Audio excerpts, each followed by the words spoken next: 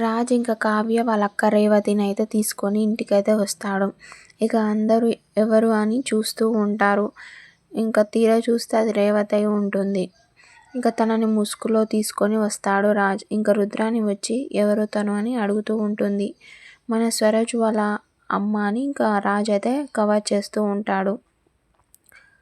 ఇక ధాన్యలక్ష్మి ఉండి ఆయన ముసుకేంటి అని అడుగుతూ ఉంటుంది. ఇక రాజు ఉండి అది వాళ్ళ ఆచారం అంట పిన్ని అని చెప్తూ ఉంటాడు.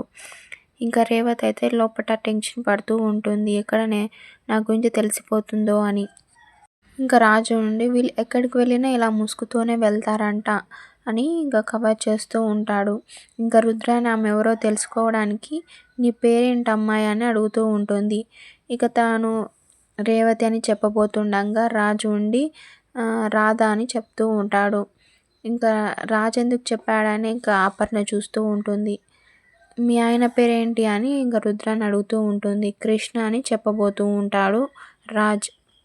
ఇక రుద్రాని ఉండి ఇలా అంటూ ఉంటుంది. నేను తనను అడుగుతుంటే నువ్వెందుకు సమాధానం చెప్తున్నావు రాజ్ అని ఇంకా రుద్రాని రాజుని అయితే అడుగుతూ ఉంటుంది. ఇక ప్రకాశం ఇలా అంటూ ఉంటాడు రుద్రానితో, కావాలంటే తీసి చూడు ముసుగు అని అంటూ ఉంటాడు.